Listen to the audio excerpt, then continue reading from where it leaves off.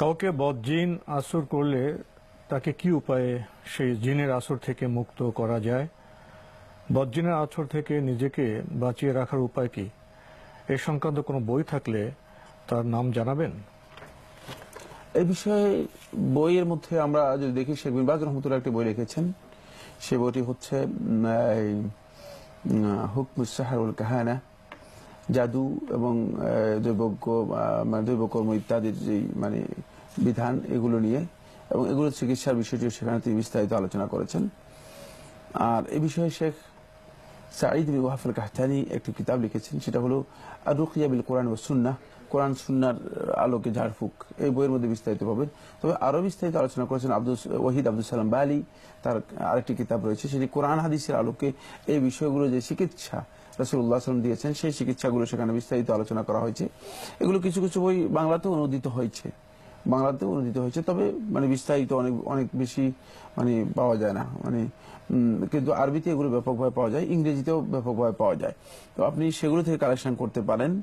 বাকি রাসূলুল্লাহ সাল্লাল্লাহু আলাইহি ওয়াসাল্লাম সুন্নাহর মধ্যে মূলত এগুলো বিস্তারিত দিক নির্দেশনা আছে, দিক নির্দেশনা রয়েছে। সেই দিক নির্দেশনাগুলো আমাদেরকে জানতে হবে। রাসূলুল্লাহ সাল্লাল্লাহু আলাইহি ওয়াসাল্লাম যে বিষয়টি সবচেয়ে বেশি গুরুত্ব দিয়েছেন, সেটি হচ্ছে এই, কোনো ব্যক্তি যদি মানে সকাল সন্ধ্যা আয়াতুল কুরসি এবং সূরা আল বাকারার শেষ দুটি আয়াত যদি কোনো ব্যক্তি নিয়মিত তিলাওয়াত করে থাকে, তাহলে আস্তে আস্তে করে তার এই আসার থেকে সে মুক্ত হতে পারবে এবং তার উপর মানে কোনো বদজিন কোনো ধরনের প্রভাব বিস্তার করতে পারবে না, তার আসার ক্ষতি করতে পারবে না। যেমনিভাবে রাসূলুল্লাহ সাল্লাল্লাহু আলাইহি ওয়াসাল্লাম আরেকটি হাদিসের মধ্যে বলেছেন, যদি কোনো ঘরের মধ্যে সূরা বাকারা তেলাওয়াত করা হয় থাকে, তাহলে সেই ঘরে কোনো জাদু টোনার আসর এমনকি কোনো জিনের আসর হয় না।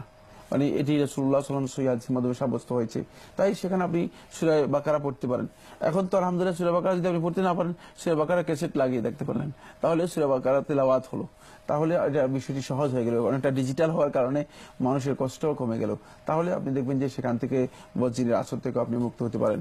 তবে যে বইগুলো আমরা বলেছি, সেই বইগুলো আপনারা সহযোগিতা নিতে পারেন। আরো এছাড়াও রুকিয়া শরিয়ার উপর মানে শরিয়া অনুমোদিত ঝাড়ফুঁক এবং মানে এই যে মানে যে সমস্যাগুলো আছে, এগুলোর সমাধানের ক্ষেত্রে অনেক ভাইকে আমরা দেখি যে সুন্নাহ অনুযায়ী এই ধরনের মানে কাজও করে থাকেন। এরকম লোকদের অনেকের আমাদের পরিচয় আছে, যারা সত্যিকার সুন্নাহ অনুযায়ী মানে তাদেরকে ট্রিটমেন্ট করে থাকেন। সেই ক্ষেত্রে তাদের সাথে আপনি যোগাযোগ করতে পারেন। কোন কোন বইতে বলা হয় যে সূরা ইখলাস, ফালাক, নাস সকাল সন্ধ্যা 3 বার করে পড়ে যদি চেষ্টা করে, তা তো এসব আসর থেকে রক্ষা পেতে পারে। তা তো অবশ্যই, মানে তবে সূরা নাস, ইখলাস, সূরা নাস এবং ফালাক এটি মূলত জাদুর ক্ষেত্রে বেশি প্রযোজ্য, মানে জাদু বা এই ধরনের জাতীয় মানে ক্ষেত্রে প্রযোজ্য। তবে দুটোই মানে এগুলো ক্ষতি থেকে তো আল্লাহর কাছে পানা চাওয়া। জি, এগুলো বিস্তারিত মানে এসেছে। জি।